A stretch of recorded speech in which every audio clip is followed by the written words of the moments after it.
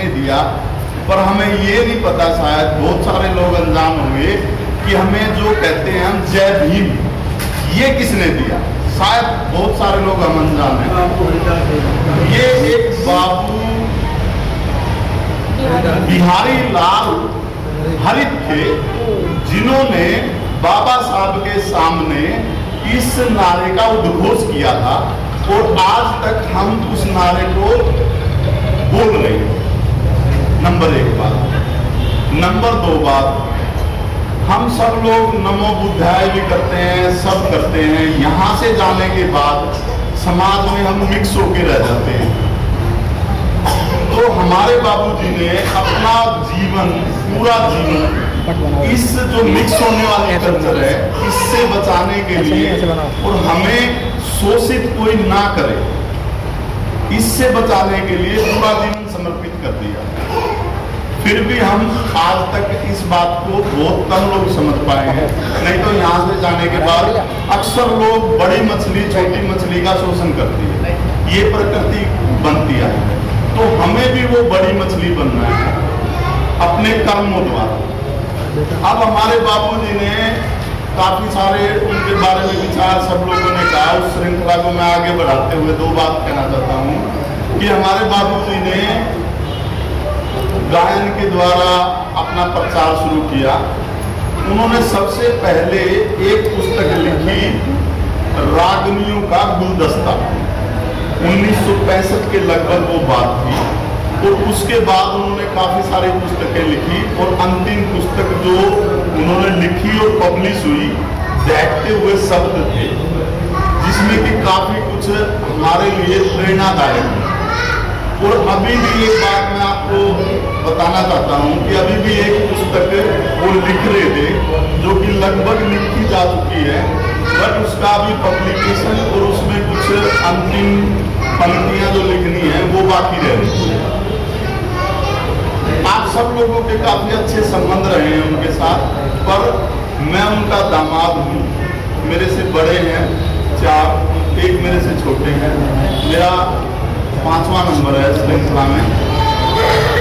तो इसमें वो मेरे ससुर के हैसियत से मेरे संबंध नहीं थे उनके साथ, मेरे संबंध एक दोस्त के थे। मुझे आज जब वो इस संसार को छोड़ के चले गए, तो मुझे ये कम एहसास हुआ कि मेरे ससुर चले गए, मुझे ये एहसास हुआ कि मेरे एक अच्छे दोस्त चले गए। क्योंकि हम बैठ के अक्सर बैठ के अपनी अंतरंग बातें जो पारिवारिक हैं, बाहर की हैं, वो सब करते थे। पर मुझे बड़ा ऐसा नुकसान हुआ कि जब भी मैं घर में जाता हूँ तो मुझे बहुत अजीब सा फील होता है। सुनसान, सब लोग हैं पर जीवन सुनसान है। छवि काफी लोगों ने उनको कहा कि भाई आप ऐसा मत लिखो, जो बीत गया उस पर मत लिखो, या व्यंग्य मत करो। पर उनके अंदर कहीं ना कहीं ये समाज में जो कुंठित मानसिकता है, इन पे एक व्यंग्य की भावना है, और वो उन्होंने स्वच्छंद होकर लिखी। अब मैं उनकी कुछ पंक्तियां हैं पुस्तक की, मैं कवि तो नहीं हूँ और ना मेरे को मैं इस विषय में कभी लिखा, पर मैंने अध्ययन किया तो उन्होंने बड़ा सुंदर लिखा कि लोग का आना नहीं, जिस जमाने की बात करते हो, बड़े ना समझो, ना आने को आने की बात करते हो। अपने जीवन काल में भी उन्होंने ऐसी ऐसी बातें लिखी जो मृत्यु के बाद भी और मृत्यु से पहले भी हमारे जीवन में सार्थक है। आगे लिखा उन्होंने, वह शब्द ही क्या जो दहकते नहीं, वो विरोचित होते हैं जो बहकते नहीं, जो संजीदा होते हैं फालतू की फेंकते नहीं, और फूलों के बिना गुलदस्ते महकते नहीं।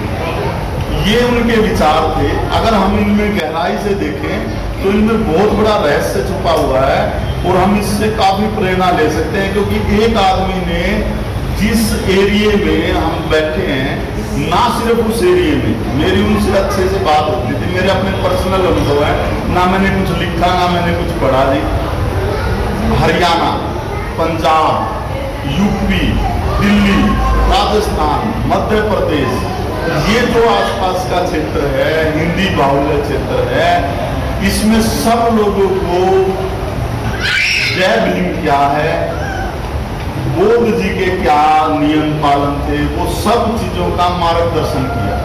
लोग जानते थे पहले भी, पर सब चुपचाप बैठे थे। किसी में इतनी हिम्मत नहीं थी कि मंच पे खड़े होके दहाड़ सके और कह सके कि जय भीम नमो बुद्धाय। ये किसी में हिम्मत नहीं थी। आगे उन्होंने देखो बड़ा बहुत कारण कुछ लिखा, पर मैं 2-3 लाइनें पढ़ना चाहूंगा उनकी, जो बड़े मेरे को प्रभावित किया। जिसने वो कहते हैं, हमको जो संज्ञा मिली आलोचक की यार, हमको जो संज्ञा मिली आलोचक की यार, निसंकोच हमने किया संज्ञा को स्वीकार।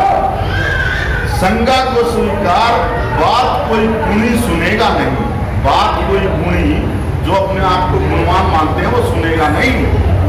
बेईमान सच बात को भी नहीं सुनेगा, बेईमान सच बात को भी नहीं सुनेगा। कहे आजाद कबीराए, होन देना मनमानी, हमको है मालूम तुम्हारी नहीं पुरानी। सबकी वो सब जानते थे। क्यों? कोई एक आदमी ऐसा होगा जिसके पास वो हफ्ते 10 दिन महीने 2 महीने में ना मिले। सब लोग सब अपनी आलोचक हूं, आगे उन्होंने लिखा है आलोचक हूं किंतु विरोधी नहीं, व्यंग्यकार हूं परंतु क्रोधी नहीं, लाभदायक होगा आजाद कटु सत्य, बात अनुभव की है बेसोधी नहीं। मैं बेसोधी नहीं हूं, जो भी कहूंगा पते की बात कहूंगा, चाहे किसी को अच्छी लगे या ना लगे। अब वो पूरे जीवन काल में उनका एक ही ध्येय कि हम आडंबर, कुरीतियों और शोषण से बचे रहे। तो उन्होंने अपने जीवन काल में एक मरने के बाद की हमदर्दी, देखो जो मर जाता है आदमी उसको कुछ नहीं पता कि कौन उसकी अस्थियां कहाँ गिरेगा, बॉडी को कहाँ गिरेगा, पर हमदर्दी के बारे में भी वो लिख के जरा ध्यान दें। मरने के बाद ये कैसी हमदर्दी जता रहे हो और मुर्दा परस्ती को ये सम्मान बता रहे हो। जिन्होंने कभी एक रुमाल भी भेंट नहीं दिया, सभी आज मुर्दे पर कीमती साल उड़ाए जा रहे हो। कितने उच्च विचार थे। देखो जीवन काल में लिखे मृत्यु के बाद के अनुभव। जिन्होंने कभी पूछा नहीं बीमारी के बारे में, जिन्होंने कभी पूछा नहीं बीमारी के बारे में, आज वो ही सबसे ज्यादा आंसू बहा रहे हैं।